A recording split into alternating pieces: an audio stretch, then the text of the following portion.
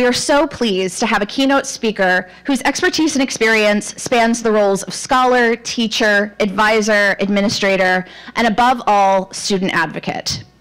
For the past couple of months, a small group of faculty and staff across the Rutgers Newark campus have been reading Dr. Verschelden's book, Bandwidth Recovery, together.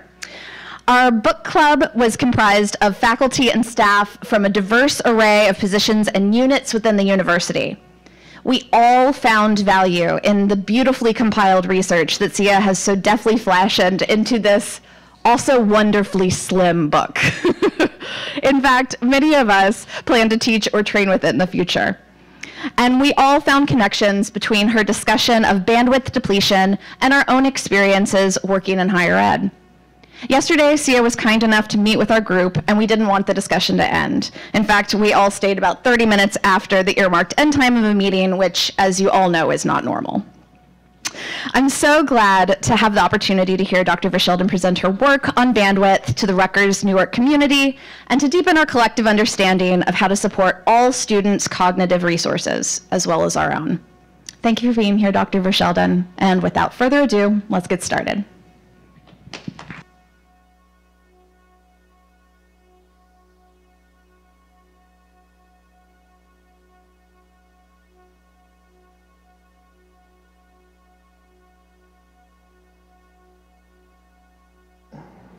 It went from morning to afternoon while I was turning the mic on.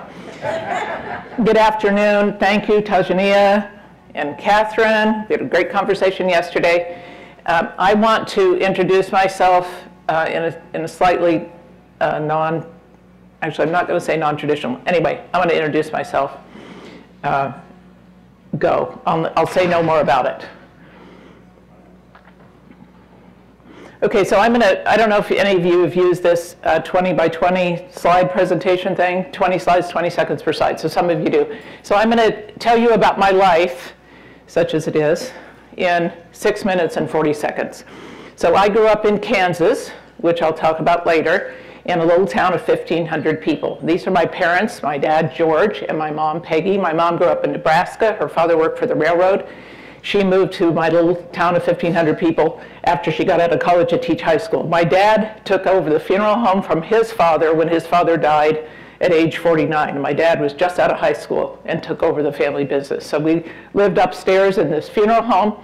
My dad built the kind of chapel on the side when I was in high school. So most of the time when I was growing up, all the funerals were happening downstairs in our house. And I was upstairs trying to keep my younger siblings quiet while the funeral went on.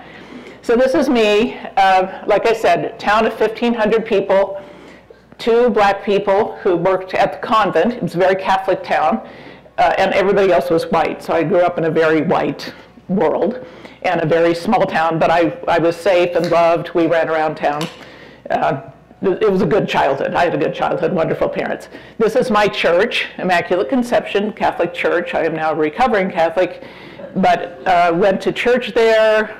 I went to Catholic school. We had Jesuit priests, who I don't know if you know Jesuits, wonderful people, Sisters of St. Joseph, some wonderful sisters. Anyway, this is me in high school. I got very good grades, as did all my siblings. We got good intellects from our parents, but I didn't have dates.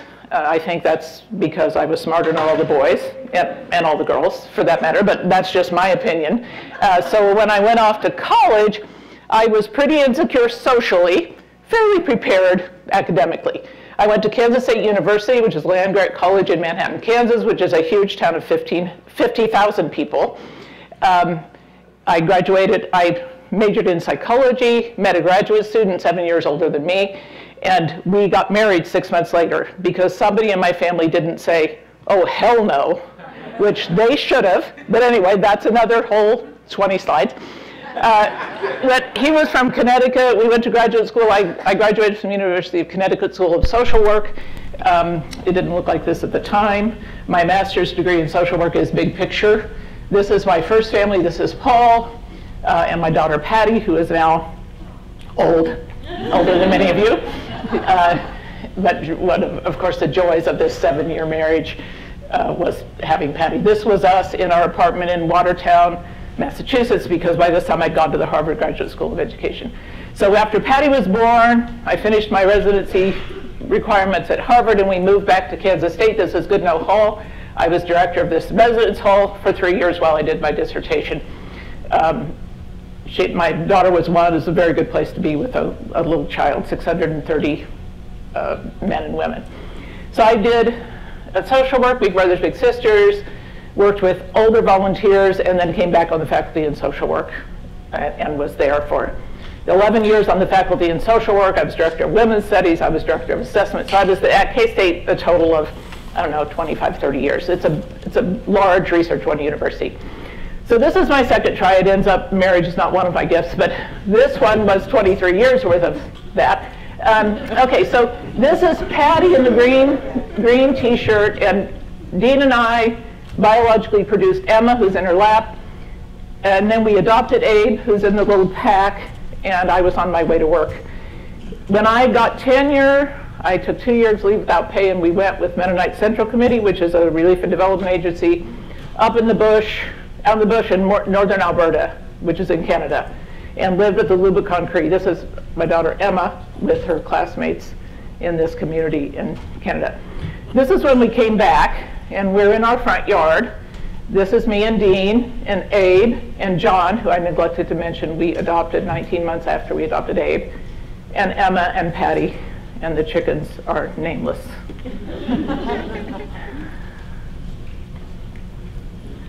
Okay, so after I spent a year in Chicago with the Higher Learning Commission, which is an accrediting body. Was vice president for academic affairs at Highland Community College, which is in northeast Kansas, a town of 975 people. And I was there for 3 years. It was a pretty small place. My son graduated from high school, so I moved to the University of Central Oklahoma. Most recently, I was at Malcolm X College, which is part of the City Colleges of Chicago. It's on the near west side of Chicago. And then I just spent 2 years with AAC&U as a half-time person, remote worker after the pandemic. You can ask me about all these things later because it's too fast. Okay, so now to kids and grandkids. This is John and Abe and Patty and Emma. Patty and Emma are the homemade kids.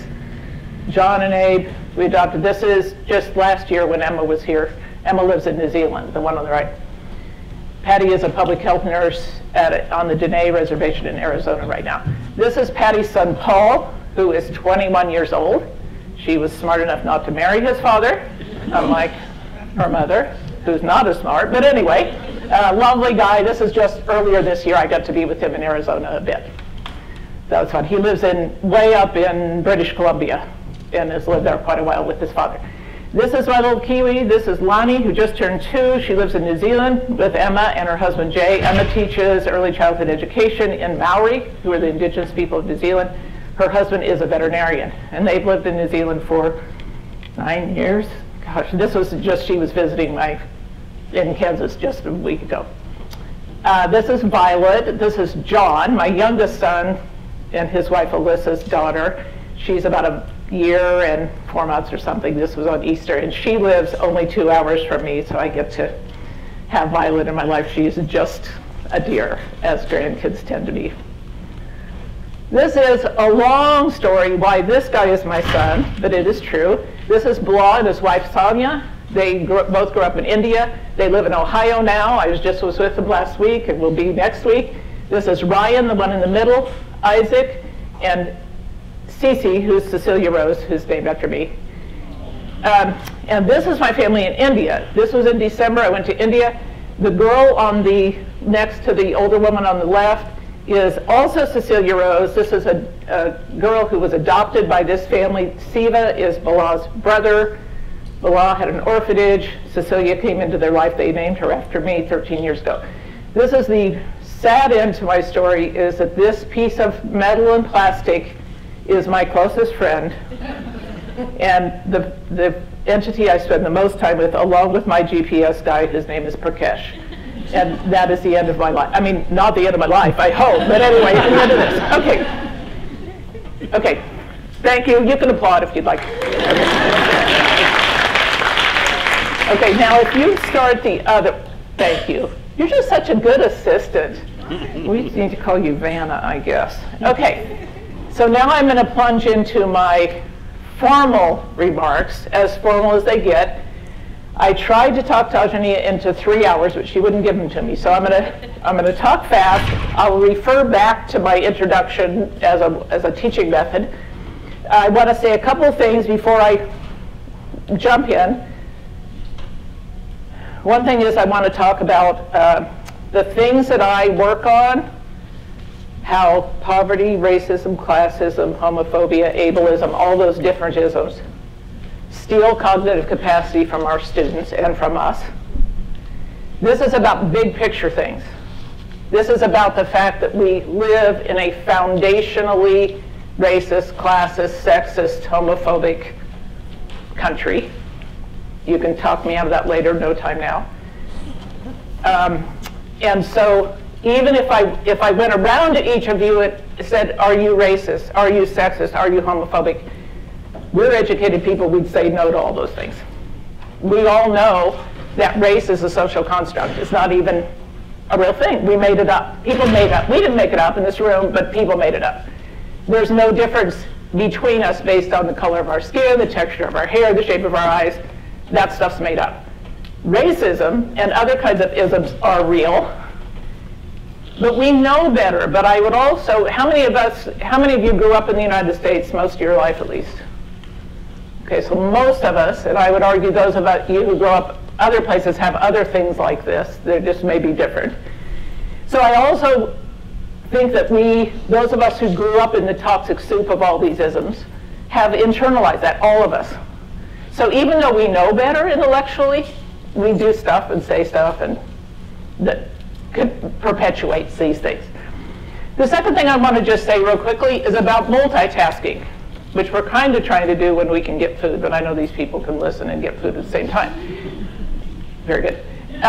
We know multitasking is not a thing, right?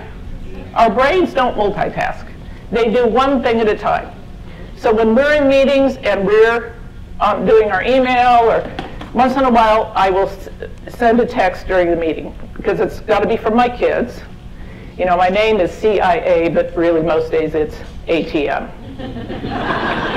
So I get a text from my son John who says, "Mom," and I respond, "How much?"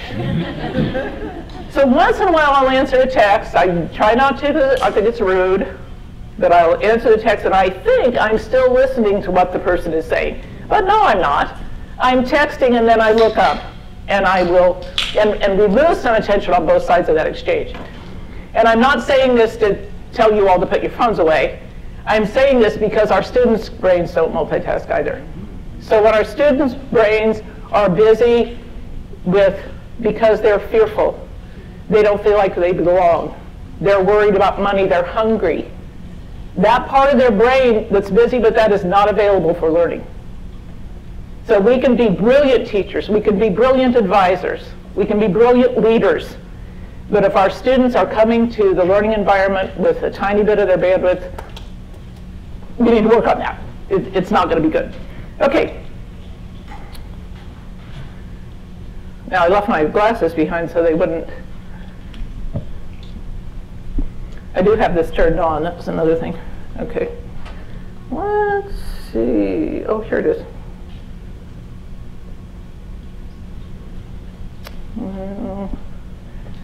Maybe not. Help!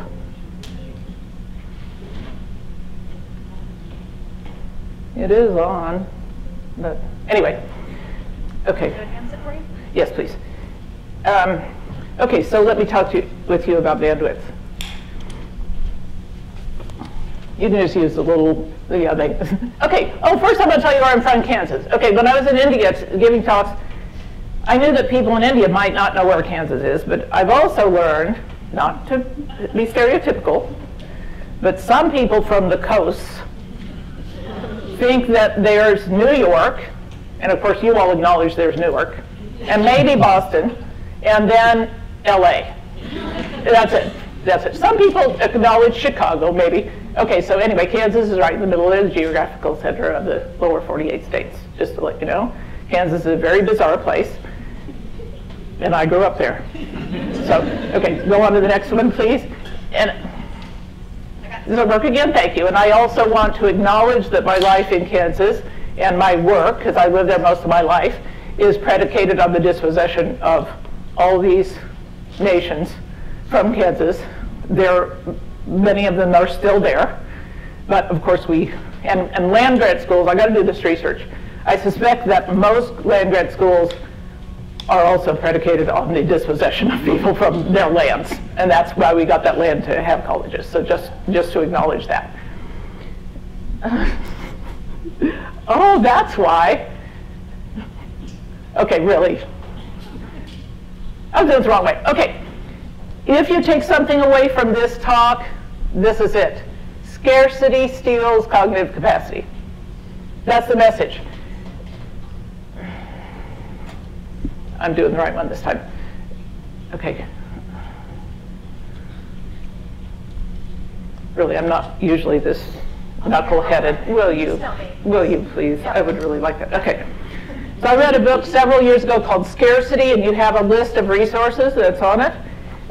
It was written by a faculty person at Harvard and one at Princeton, and that's where I learned the bandwidth. They talked about the bandwidth tax. So they said, in the United States at least, we mostly blame people for being poor. We say people are poor because they make bad choices. And these people are saying, these two authors are saying, with lots of research, yes, people who are poor sometimes make bad decisions, but it's because they're poor. Because when you're poor, lots of your cognitive capacity every day is worried about money. So on your best day, you are down significantly in cognitive capacity. And that's where I learned this idea of bandwidth. And you have on your tables bandwidth at no extra charge. So I use this piece of paper to represent bandwidth. And I think about my bandwidth as about the width of my head, which conveniently is about the width of the piece of paper. So bandwidth is our attentional resources, our available cognitive capacity. So when we're sitting here, our brains are doing 11 million bits of activity per second. So we're processing 11 million bits of information. Over about how many do you think we have conscious control? Out of 11 million? 40. 40. It's a little pessimistic, but it's very close. I've read it's about 50. When I was first writing this, they said 80. Now they put it down to 50. So tiny, tiny bit. So mostly our brain's on autopilot, for which we are very grateful, right? We're glad we don't have to think. Breathe in, breathe out, and tell our heart what to do, and tell our stomach to digest the food we just ate. So we have cognitive control, conscious control over a tiny bit, and that's what I'm calling bandwidth. And I want you to notice that these are solid lines on the sides, because this is all we got. We can't get any more. We can grow our brains, as we know from growth mindset. We can get smarter. We can form new neural pathways and grow our brains. We can't get any more of this. So when poor people on their best day are down like that, at the beginning of the day, yeah, they make bad choices, especially in environments that encourage bad choices, which we have abundance. Okay, so when I read this book, Scarcity Steals Cognitive Capacity, I had been teaching in higher ed for 20-some years, and I thought all the kinds of scarcity in the life of my students. Scarcity of belonging, of safety, of visibility, of inclusion.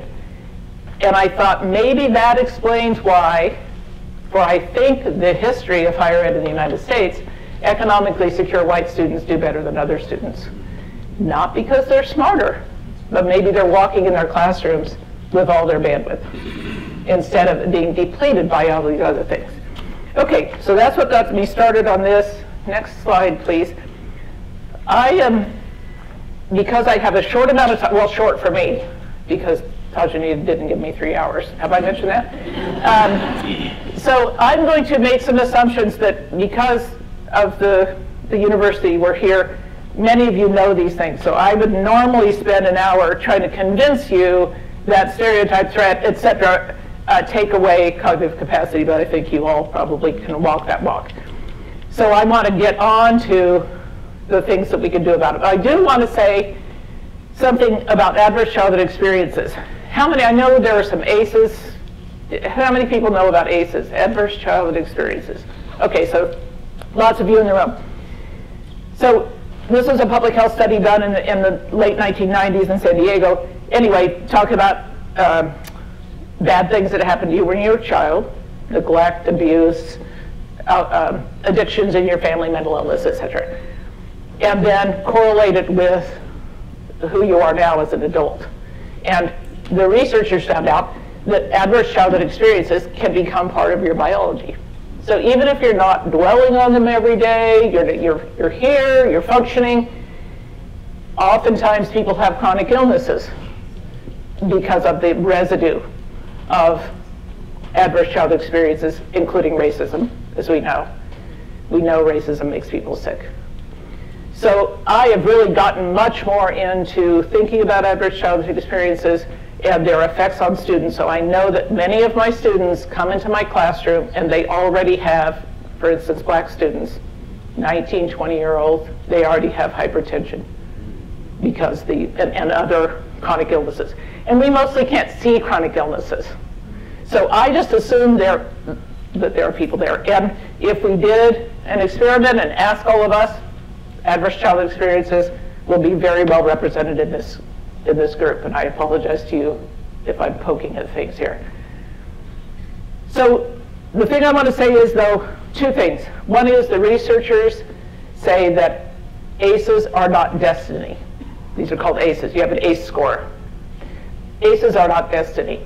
There's very good research that says the presence of one caring adult in the life of a child can seriously mitigate these negative outcomes for adults. And there are many negative outcomes, physical, well-being things.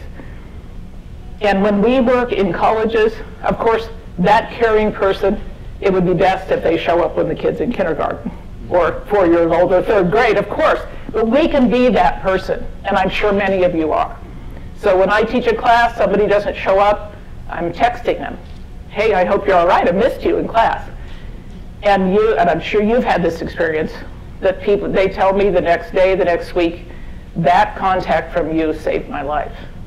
That's usually not that serious, but you've had it too, saying that text from you kept me going to school the next day and the next day. Which is kind of pathetic, right? That a text from me, somebody who is just flying through their life, was so important, but it's true. So just that checking on people.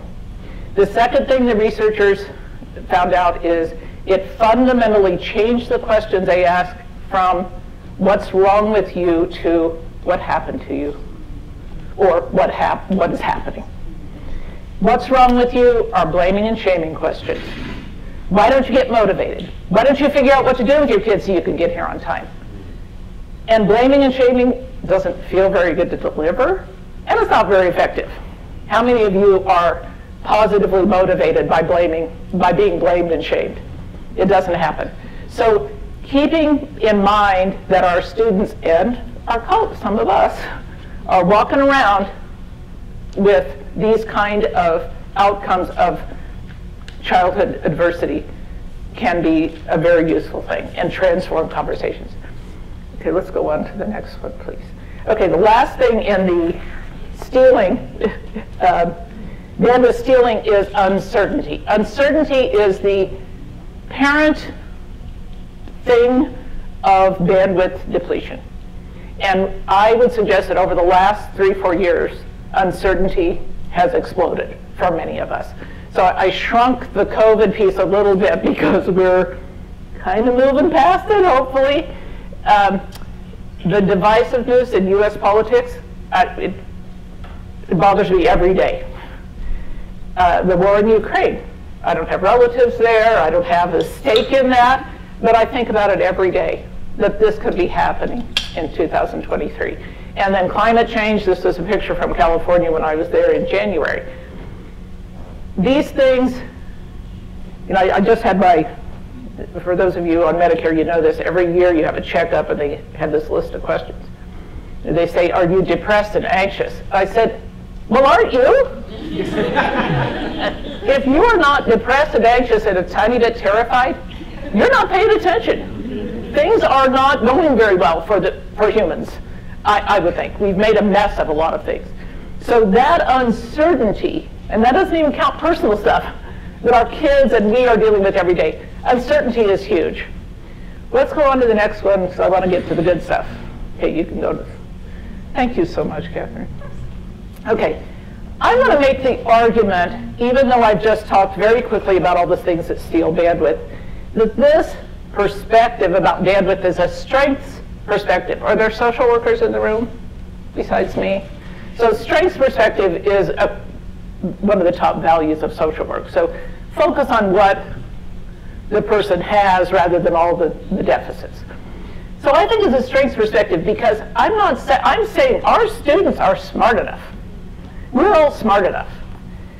We just, if they're coming into our classrooms with this much or this much, you know, they're walking in our classrooms like this, or your advising office, but they're smart enough.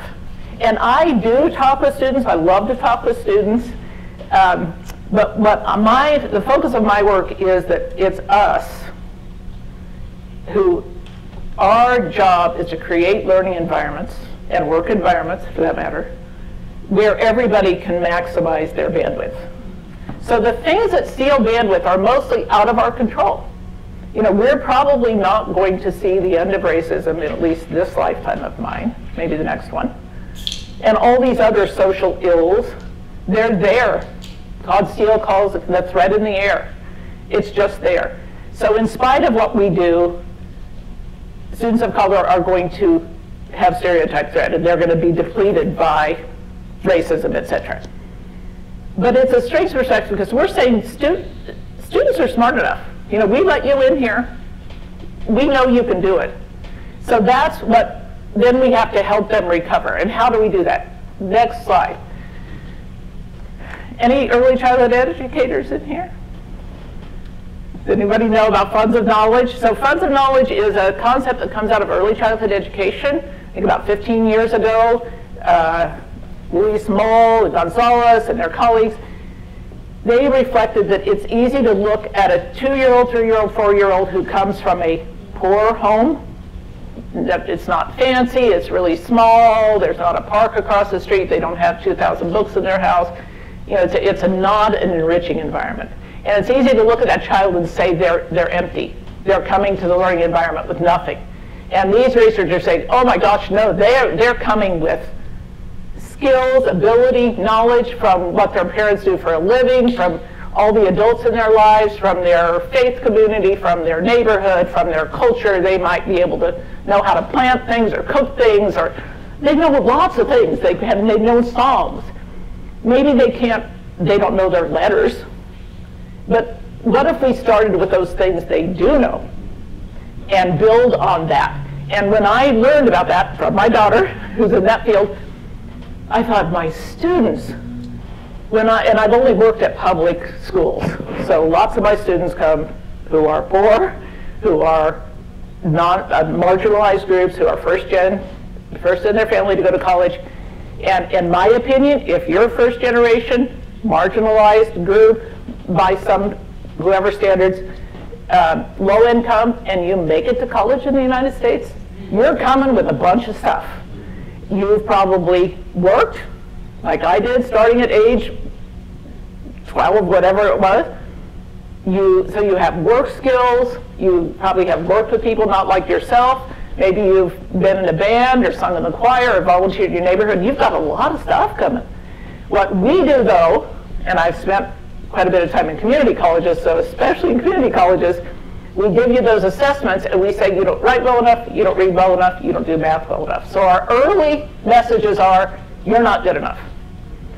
What if we could, and these researchers on funds of knowledge, they go to each child's home, ideally, with a checklist, and they say all this stuff. Wouldn't it be nice if we could do that with our students? That we say, what are you bringing to the table? Yeah, your math skills are rusty because of the way we fund public schools. If you live in a shitty neighborhood, you go to a shitty school, often. Can you bleep out the shitty? Your job is to make me sound smarter than I really am. Okay, can you do that later? And better looking. So we have students who come not well prepared. But what if we started with what they come with? and then we build on that. We can do that in classes, we can do it in academic advising. Next slide. Okay, so this, I just threw these words up there. In whatever, we can do this in academic advising, we can do it in our classes, but these kind of prompts. So there are, when students come to do assessments, and this goes back a little to the stereotype threat, which you can turn on and off. So if you come to do a writing assessment when you come to college, and you're given a piece of paper, and it, for instance, says, what's your name, your race, ethnicity, is English your first language? You have just clicked on stereotype threat. You've reminded them, oh, I'm not good at writing in English. What if before they did it, we gave them some of these prompts and had them write a paragraph? I set a goal for myself and I made it. I did this in my first day of class. I put some of these questions on there. What's your best thing? Tell me about something, some wise person in your life. So we're toning down stereotype threat and we're elevating belonging and agency because everybody's coming with stuff and a lot of good stuff. Some not so good stuff, but let's start with the good stuff. Okay, go on to the next one. Okay, values affirmation. I don't have time to do this. We talked about this. If you do, I have a list of values, have students pick them out and then talk about them. There's lots of research that says that elevates again. Some people in higher ed, I think we've gotten over this, but there was a period where we said, we were telling students, you know, you came from a poor neighborhood, you came from a culture that's not really into education in the Western way that we say education. You need to leave all that stuff at home because at college we have, I'm not sure what they are, some magical sense of other values. And now we're saying, you've got values. Those values have brought you to today and they're going to get you through to graduation. So let's embrace those values and let's share with each other about what they are. We have way more in common than we do apart. We all want to be safe, we want to be loved, we want to contribute. Okay, next one. Connecting the known to the unknown. And you had a handout about this that you don't need to look at right now because then you'll read and not be listening to me. But anyway, here it is on the table. Multitasking. Connecting the known to the unknown. What we know about neuroscientists tell us is that the sweet spot for learning is that when we can hook a new thing onto something that the student already has in their head. So I picture in my head all these hooks of things I know. And so my students, I teach in social sciences, social work, sociology, most things on most days that I teach, the students could say, yeah, I know that. I learned that in high school. I just know it. I'm a person. You know, I'm a social person. Sometimes they say, I don't know what, I've never heard of this. I don't know what you're talking about. But lots of times I think they're thinking, I don't know exactly what you're talking about there, but it sounds like something I learned in high school, or learned in another class, or my mom told me about, or I learned it at work, or, oh, I saw a documentary about that. So then that's the sweet spot right there. Then I hook that onto that, they practice that, and it becomes a new hook. So connecting the known to the unknown. So on the handout you have some things. My students come in every day with writing the answer to one of those things. So we're affirming the funds of knowledge, that they're bringing stuff to the classroom they know. I want to go back to that intro I did of myself. So I call that my life report. All the classes I teach, my students do a life report. The first thing, I mean, I do mine the first day of class, but then they do them over the next few weeks. And you have a rubric on here from one of my classes. Your rubric could be anything. But this gets to those funds of knowledge. It gets to what you were talking, looking at you, because you were in that, other people were in that session I went to earlier. It's bringing themselves into the classroom. So my students share in this 20 by 20. And by the way, if you haven't used this, it has lots of advantages. That slide presentation I did. How many people have used it before? I saw some hands. Or maybe some of you have heard about it. But anyway, it has advantages. It lasts 4 minutes and 6 minutes and 40 seconds. So if you imagine asking your students, tell me about your life with some rubric, Some students would say 2 sentences and sit down, and others would take the entire class time. So it's time limited. It does not punish people who are not read-write, who didn't live in, grow up in a read-write culture. I taught in Oklahoma for 6.5 years. Lots of Native American students, most of whom read and wrote as well as I did. But if they grew up deeply in Native American culture, it's a very oral culture, and read-write's not their thing. So putting together a bunch of words on a slide is not going to be their thing. But any student can do this. It's the most important thing I do in class. Students connect, students share about themselves, and it's important, if you use it, I think, to do your own story the first night. So yes, I grew up in a tiny little town. Privileged is, not a lot of money, but privileged in so many other ways. But I've had my bumps in the road. Students need to know that. They see us as just perfect, right? That we've always been highly educated, really smart. They don't think, oh, that person struggled. So put it out there to the extent you're comfortable. Because now back to ACEs. So when students are struggling, and they may have adverse childhood experiences or current struggles, why would they come and tell me? And why would, for instance, students of color come and tell me, a white person? It's rational not to, because we know that people of color are not treated well in the medical community and especially in the mental health community. So why would students trust me to come and tell me? Well, they wouldn't, and that's a rational thing, but I want them to, because I want to be able to be helpful. So if you put yourself out there a little bit, they could think, maybe she would understand. Just maybe. I'm going to be vulnerable and I'm going to go talk to her. So connecting the known to the unknown, affirming those funds of knowledge. So if you want to connect the known to the unknown, you have to acknowledge they know something. And this could apply to any class. I'm convinced you can do a different rubric. I heard some faculty talk about they were teaching nutrition. What if you had students do 20 by 20 about the food they ate growing up? And of course, students know that's a vulnerability too. If you were very poor, I understand all that. But students have complete control over what they present. It's their presentation. Okay, next slide. Okay, high hope syllabus, high hope practice. You have a handout on this, which you can look at later. It has green, and it's just some extras from my syllabus. But here's high hope practice. High hope practice is high expectations, high support.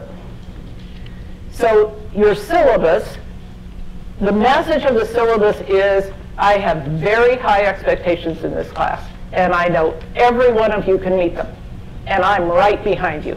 We think students want an easy class, and you can all remember when you had 5 classes in college, it was nice to have one kind of easy one, but students don't want easy classes.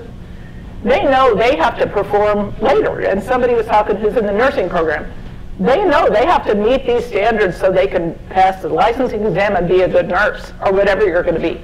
So students really don't want easy classes. So we need to say, I have high standards, but I'm behind you. Scaffolding is one kind of support. You all know, is that a word we use? Scaffolding, I think it's also a term out of early childhood education. But splitting a big project into many steps. So you can put on your syllabus a paragraph about the 10-page research paper, APA citation. It's due, are we in the spring semester? Yeah, May 10th.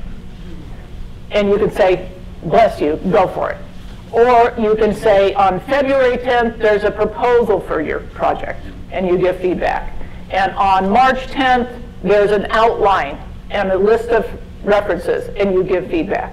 And then on April 10th, there's a first draft, and you give feedback. Better yet, have students read each other's papers. And here's the definition. This meets my definition of an equitable practice. This is a practice that helps the people who need it and does no harm to anybody else.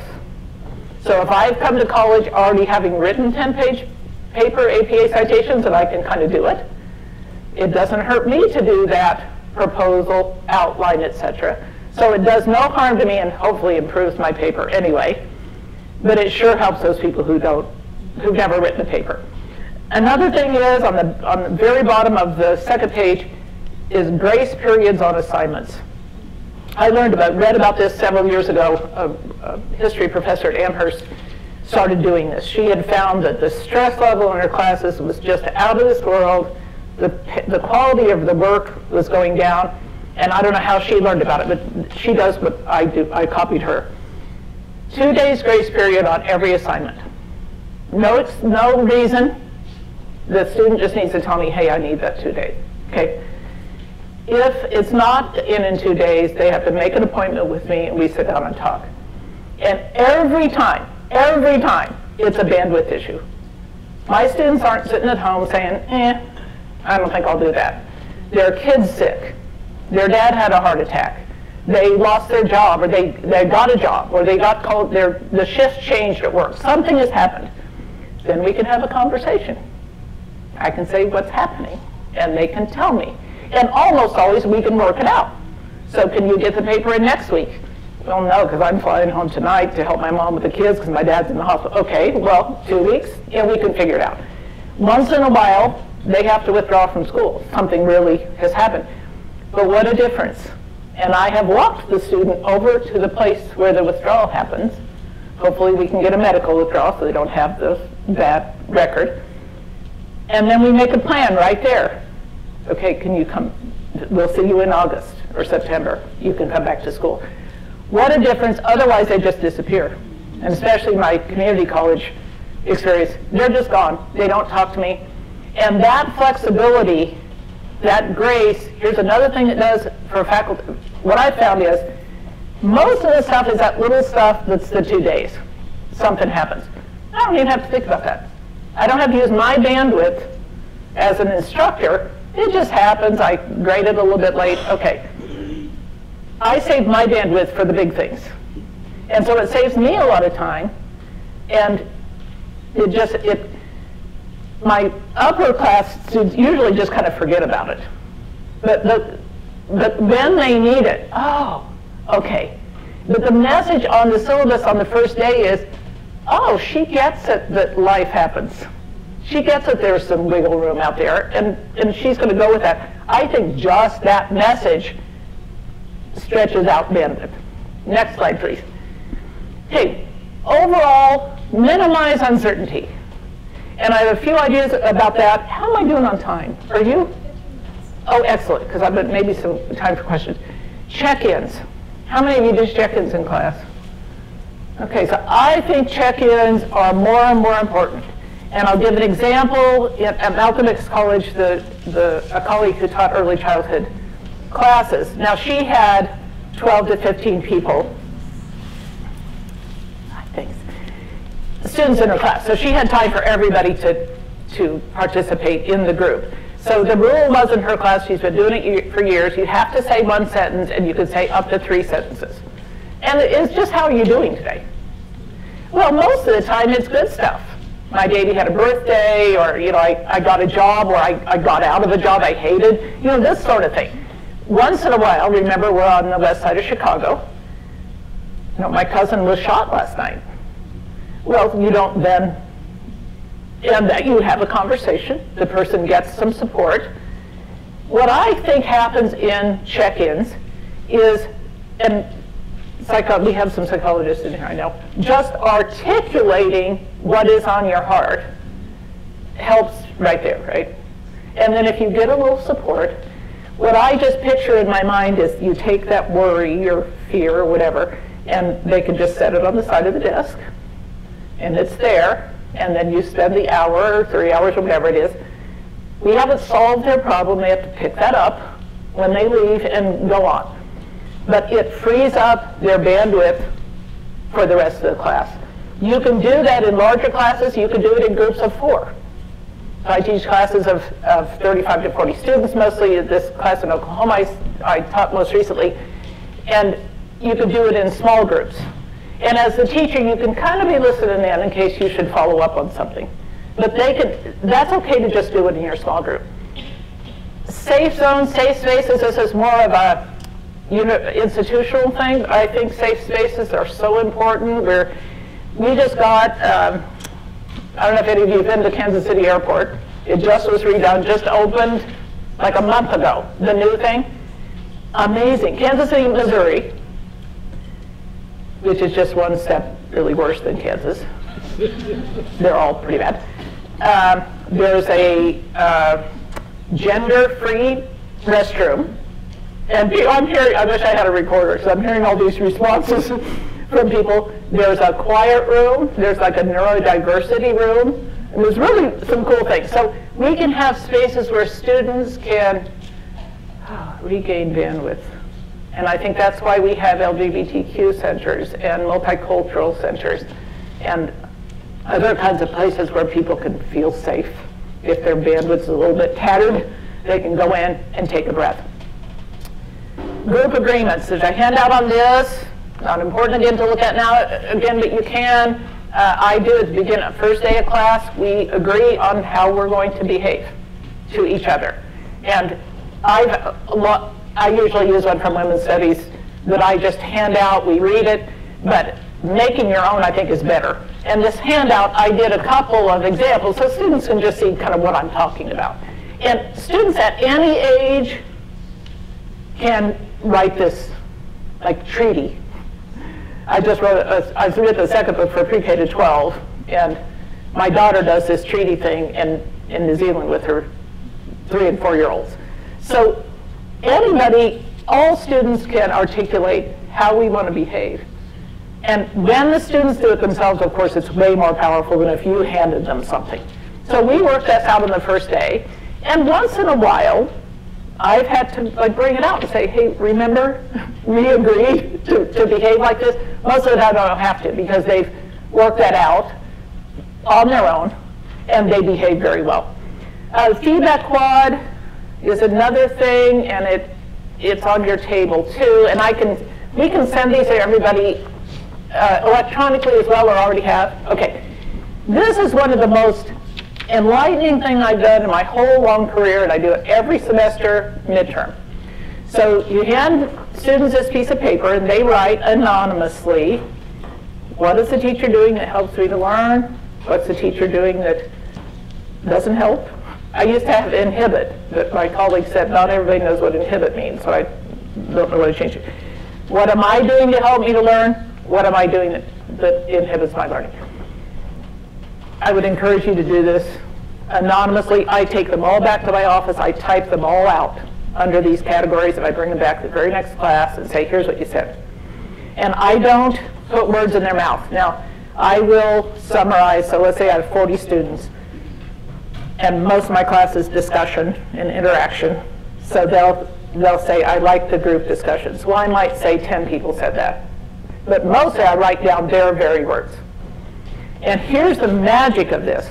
Now, I don't hear really very many new things now because I've been doing this a long time and I've responded. So, but what is the beauty of it, here's an example I think I talked about yesterday. So when I taught Intro to Women's Studies, because it was my turn to be director of Women's Studies, but I've never had a feminist class in my life, so I used a lot of documentaries and film, other people's resources. I'd have, in a class of this is 25, let's say, 7 students that say, I love those documentaries, and 7 students over here say, oh, those documentaries are so boring. Boy, those students have just given me such a gift, because they can see, oh, she can't please everybody every day. I don't like them, but look, the same number of people really like them, so this isn't my good day, but that's okay, I can put up with it. Sometimes they'll put something over here that they don't like, and I can respond right then, which makes me look very, and I'm genuine. But back in the day when I used to write on the board, some of you don't know what that is, but it was a green thing or black thing, you have a piece of chalk. And this was back to the time when I wanted students to actually remember things for tests, like dates and stuff. They say, can you write more on the board so we can take notes? I can change that right then. So it's a very nice thing, or if they say something that I'm really concerned about, we can talk about it. Down here, it's always the same stuff, and you know what it would be. What am I doing to help myself learn? Come to class, be awake, participate, do my work in time, read the chapter. Over here, the opposite. And what it is out of their own mouths is students know perfectly well what it takes to be successful. And they also know they don't always do it. And another thing, the message though is, I get that. Sometimes I taught on Monday nights for 6.5 years. Somebody's planning to read their chapter on Sunday and their baby gets sick. Well, they don't read the chapter. So they come to class not prepared. That happens. That's a bad day. And in every class I teach, I put students in group on the first day. They take a quiz by themselves, and then they take it as a group. So that day, they're going to count on their group members because they didn't read the chapter. That's okay, because next week it could be you. I encourage that interdependence. That's a good thing.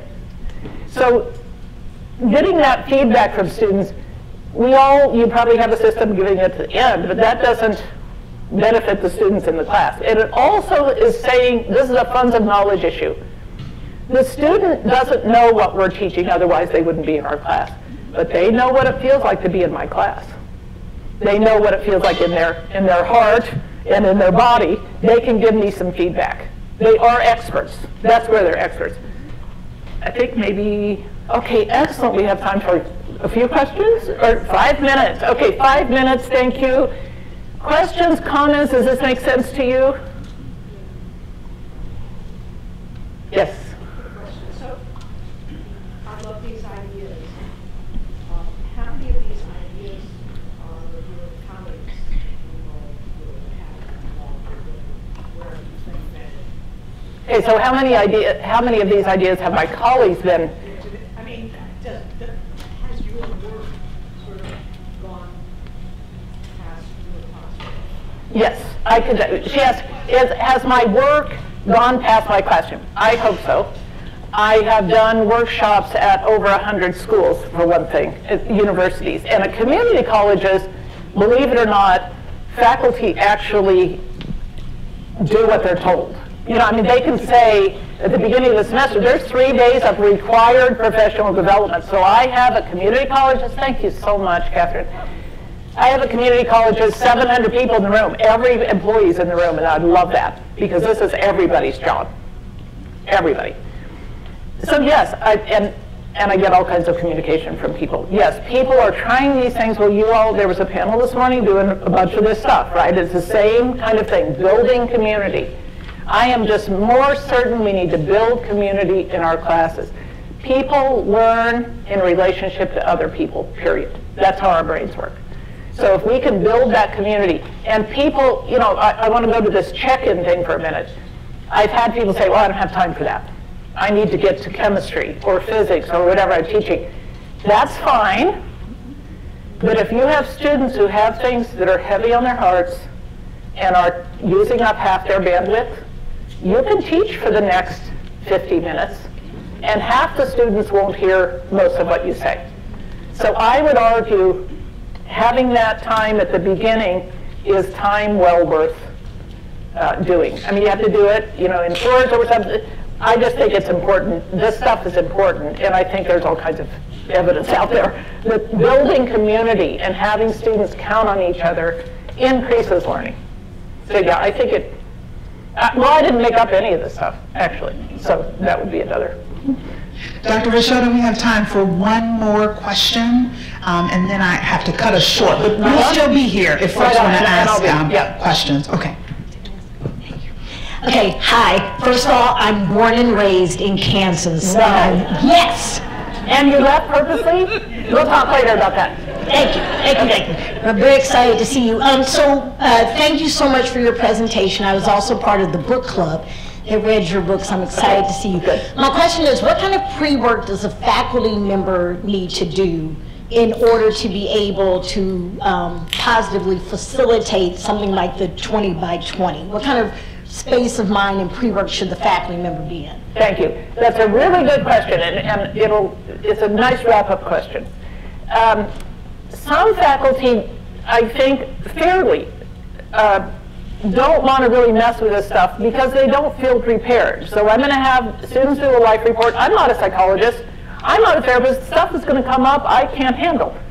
I agree. I mean, I think that's legit. So I'm a social scientist, I'm a social worker, so I'm prepared. So I'm not a therapist, though, so some people say I'm not prepared. But anyway, I can take that. So each person has to judge what they would have their students talk about. The other thing is, I think, authenticity. So I've had people say, how can I do this life report? I'm a privileged white guy who really hasn't had very many bumps. I said, okay, that's fine. Do your thing. Say who you are. You're acknowledging, this is my life. It's still just fun. Just be yourself. The other thing I want to say is, only do things in your class you can do with a joyful spirit. If you are, I have this values exercise that I kind of think everybody ought to do, but if you're thinking, you know, I don't care what students value, I just want to do their damn work, then don't do it. Don't do these things, because students will get that. If you do it and you don't believe, or if you give the grace period on assignments, but you're thinking, oh, these students are just going to take advantage of me, students get that. They will feel that. So I think the other thing is, I would encourage us, not all of us have to do it at Rutgers Newark. Not everybody has to, but if enough of us did these things, and if the attitude, a lot of it's an attitude, right? It's the what's happening rather than what's wrong, the blaming and shaming. If people did it in the advising office, in student services, everywhere, it gets in the DNA of the place. And every place I work and body, people talk about bandwidth. So people in their own lives say, hey man, my bandwidth is like shot today. And what a nicer way to live. We can uphold that person that day. What a nicer way to live than blaming and shaming, even among ourselves. And you can say, what's happening? And what can I do to unburden you today a little bit? And it's really nice karma, because tomorrow it could be you, or it could be me. So it's just a nicer way to live in the world. You're hovering. I am. Okay. I am. Okay, thank you very much. Please join me in thanking Dr. Verschelden. This was fantastic.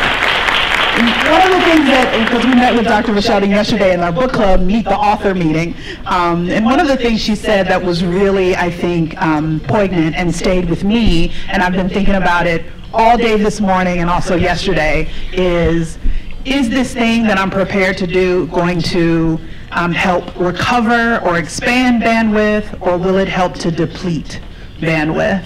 And I think in the context of our classrooms, and even in the context of how we deal with our colleagues, it is worth asking the question, is this thing that I'm preparing to do going to expand bandwidth or deplete bandwidth?